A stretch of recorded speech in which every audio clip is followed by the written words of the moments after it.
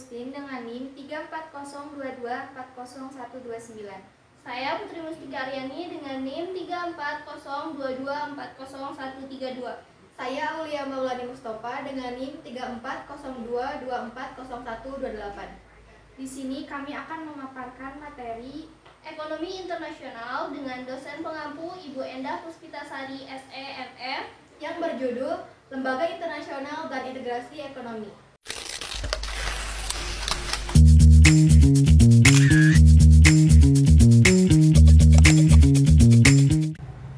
Lembaga Internasional dan Integrasi Ekonomi. Perkembangan globalisasi telah membawa perubahan besar dalam hubungan antar negara, khususnya dalam bidang ekonomi. Arus perdagangan internasional, investasi asing, serta mobilitas modal dan tenaga kerja semakin meningkat dan tidak lagi mengenal batas wilayah negara. Dalam kondisi tersebut, tidak ada satupun negara yang mampu memenuhi seluruh kebutuhan ekonominya secara mandiri. Setiap negara saling bergantung satu sama lain untuk mencapai pertumbuhan ekonomi yang berkelanjutan dan stabilitas nasional. Untuk mengelola ketergantungan tersebut, negara-negara di dunia membentuk berbagai bentuk kerjasama yang dilembagakan melalui lembaga internasional serta diperkuat dengan integrasi ekonomi. Lembaga internasional berfungsi sebagai pengatur, penengah, dan pengawas hubungan ekonomi antar negara. Sedangkan integrasi ekonomi bertujuan menciptakan keterpaduan ekonomi yang lebih erat antar negara dalam satu kawasan maupun secara global. Oleh karena itu, pemahaman mengenai lembaga internasional dan integrasi ekonomi menjadi sangat penting bagi mahasiswa, khususnya dalam memahami dinamika perekonomian global dan dampaknya terhadap perekonomian nasional. 1. Pengertian internasional. Lembaga internasional adalah suatu organisasi formal yang dibentuk oleh dua negara atau lebih, berdasarkan kesepakatan atau perjanjian internasional yang mengikat. Lembaga ini memiliki struktur organisasi, aturan, serta tujuan yang jelas dalam mengatur kerjasama antar negara. Bidang kerjasama yang diatur oleh lembaga internasional sangat beragam, mulai dari ekonomi, keuangan, perdagangan, politik, hingga sosial dan pembangunan. Dalam konteks ekonomi, lembaga internasional berperan sebagai wadah koordinasi kebijakan, pengambilan keputusan bersama, serta sarana penyelesaian berbagai permasalahan ekonomi yang melibatkan lebih dari satu negara. Keberadaan lembaga internasional membantu menciptakan keteraturan dan kapasitas dalam hubungan ekonomi internasional. 2. Tujuan lembaga internasional.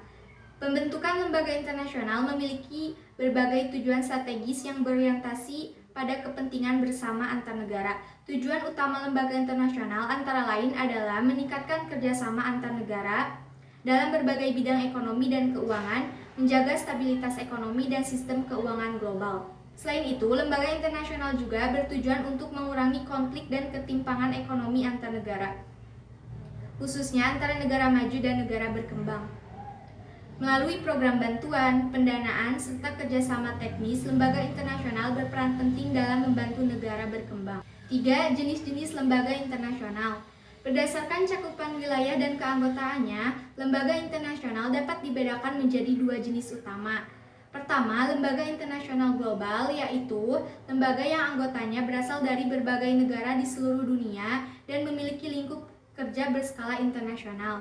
Lembaga jenis ini biasanya menangani isu-isu ekonomi global yang berdampak luas terhadap banyak negara. Kedua, lembaga internasional regional, yaitu lembaga yang keanggotaannya terbatas pada negara-negara dalam suatu kawasan tertentu. Lembaga regional dibentuk untuk memperkuat kerjasama ekonomi dan pembangunan di wilayah tertentu agar negara-negara anggotanya dapat tumbuh secara lebih seimbang. 4. Contoh lembaga internasional di bidang ekonomi. Beberapa lembaga internasional yang memiliki peran penting dalam perekonomian dunia antara lain International Monetary Fund atau IMF yang bertugas menjaga stabilitas sistem keuangan internasional serta memberikan bantuan keuangan kepada negara yang mengalami krisis ekonomi. World Bank atau Bank Dunia berperan dalam memberikan pinjaman dan bantuan teknis guna mendukung pembangunan di negara berkembang. Selain itu, ASEAN Development Bank atau ADB fokus pada pembiayaan pembangunan ekonomi dan sosial di kawasan Asia. Sedangkan Perserikatan Bangsa-Bangsa atau PBB melalui badan-badan ekonominya turut berkontribusi dalam meningkatkan kesejahteraan dan pembangunan global.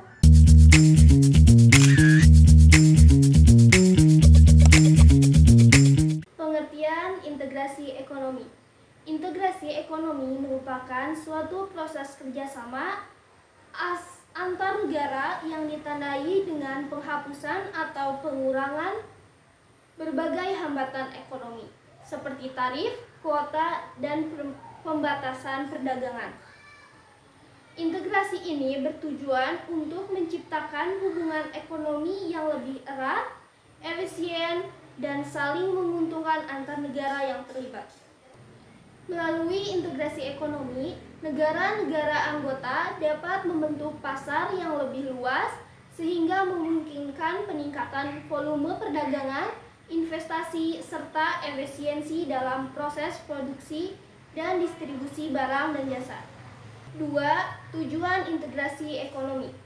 Tujuan utama integrasi ekonomi adalah meningkatkan perdagangan antar negara dengan mengurangi hambatan perdagangan. Selain itu, integrasi ekonomi juga bertujuan memperluas pasar dan kesempatan usaha bagi pelaku ekonomi, meningkatkan efisiensi produk melalui spesialis, serta mendorong pertumbuhan ekonomi kawasan secara keseluruhan. Integrasi ekonomi juga berperan dalam memperkuat daya saing negara-negara anggota di tingkat global sehingga mampu bersaing dengan negara atau kawasan ekonomi lainnya. 3. Bentuk-bentuk integrasi ekonomi. Integrasi ekonomi memiliki beberapa tingkatan yang menunjukkan tingkatan kedalaman kerjasama antar negara. Tingkatan paling awal adalah Preferential Trade Agreement atau PTA, yaitu pemberian perlakuan tarif khusus antar negara tertentu. Selanjutnya adalah Free Trade Area (FTA) yang menghapus tarif perdagangan anggota tanpa menyatukan kebijakan perdagangan terhadap negara non-anggotanya.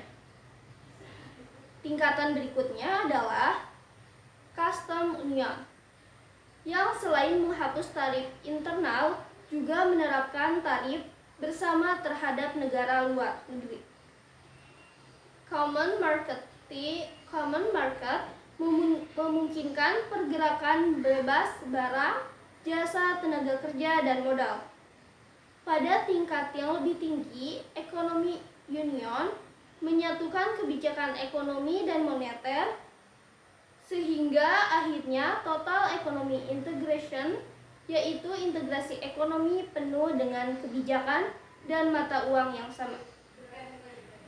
4. Contoh integrasi ekonomi.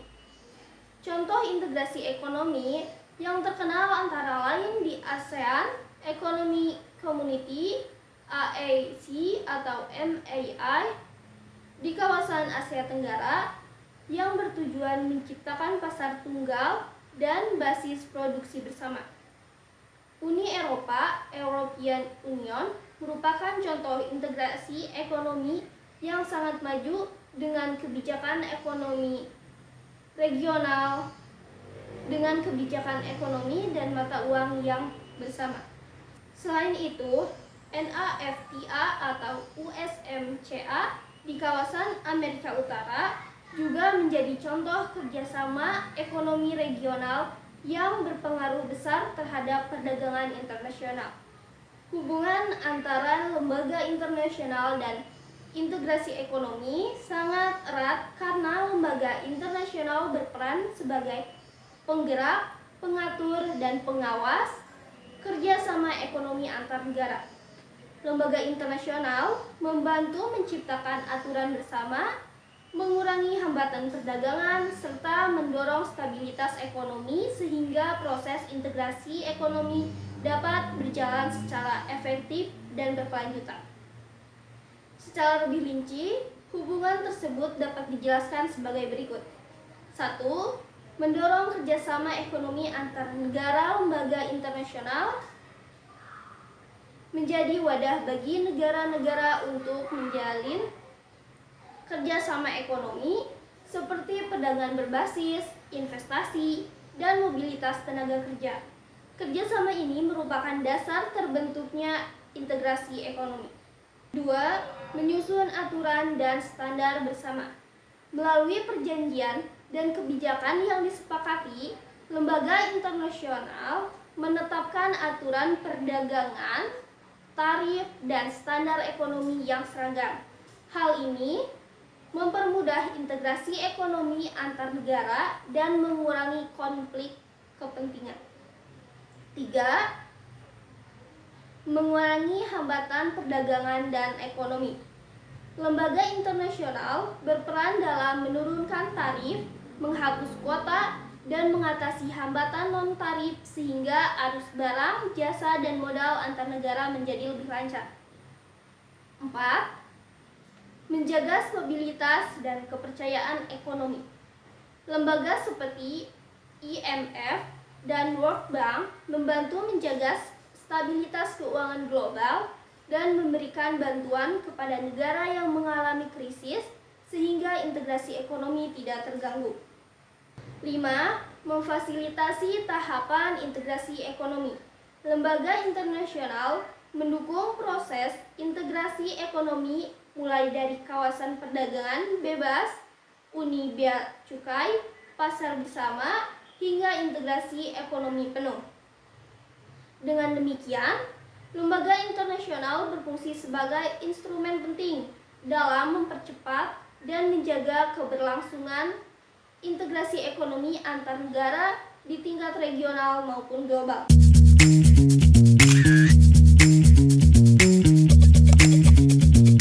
Dampak lembaga internasional dan integrasi ekonomi.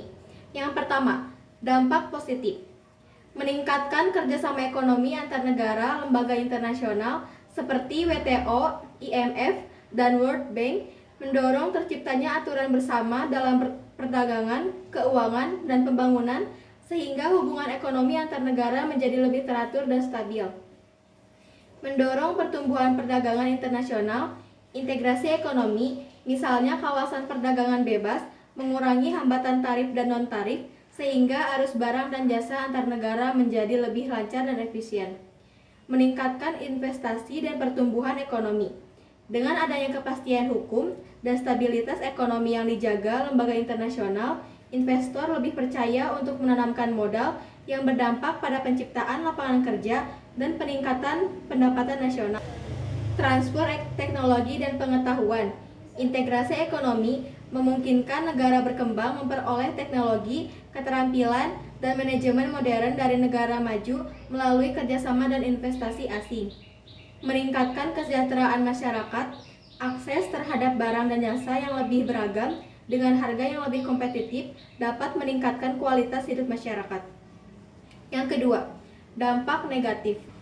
Ketergantungan ekonomi antar negara. Negara berkembang dapat menjadi terlalu bergantung pada negara maju, baik dalam perdagangan, investasi, maupun bantuan ekonomi. Kesenjangan ekonomi.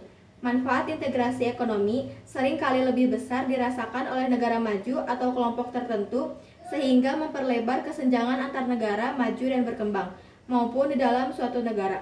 Terancamnya industri dalam negeri. Industri lokal yang belum siap bersaing dapat kalah oleh produk impor yang lebih murah dan berkualitas, menyebabkan kebangkrutan usaha dan pengangguran. Berkurangnya kedaulatan ekonomi. Kebijakan ekonomi nasional terkadang harus menyesuaikan dengan aturan atau kesepakatan internasional, sehingga ruang gerak pemerintahan menjadi terbatas. Dampak sosial dan lingkungan. Peningkatan aktivitas ekonomi tanpa pengawasan yang ketat dapat menimbulkan ekspoliasi sumber daya alam, kerusakan lingkungan, dan masalah sosial. Internasional dan integrasi ekonomi merupakan komponen yang sangat penting dalam tatanan perekonomian global di tengah pesatnya arus globalisasi. Meningkatnya interaksi ekonomi antar negara, baik melalui perdagangan internasional, investasi asing, maupun pergerakan modal dan tenaga kerja, menuntut adanya aturan dan mekanisme kerjasama yang jelas. Dalam hal ini, lembaga internasional hadir sebagai sarana untuk mengatur, mengordinasikan, serta mengawasi hubungan ekonomi antar negara agar dapat berjalan secara tertib, stabil, dan saling menguntungkan. Lembaga internasional di bidang ekonomi seperti IMF, World Bank, WTO, dan lembaga regional lainnya memiliki peran strategis dalam menjaga stabilitas ekonomi global, mendorong pertumbuhan ekonomi, serta membantu negara-negara berkembang dalam menghadapi berbagai tatanan pembangunan. Melalui kebijakan, pendanaan, dan bantuan teknis yang diberikan, lembaga internasional berkontribusi dalam mengurangi kesenjangan ekonomi antar negara serta menciptakan sistem ekonomi internasional yang lebih adil dan berkelanjutan. Keberadaan lembaga-lembaga ini juga memberikan kepastian hukum dan kepercayaan dalam aktivitas ekonomi lintas negara. Integrasi ekonomi merupakan bentuk kerjasama lanjutan yang bertujuan mempererat hubungan ekonomi antar negara melalui pengurangan atau penghapusan hambatan perdagangan dan penyautan kebijakan ekonomi tertentu. Dengan adanya integrasi ekonomi, negara-negara anggota dapat memperluas pasar, meningkatkan efisiensi produksi, mendorong spesialisasi, serta memperkuat daya saing di tingkat global.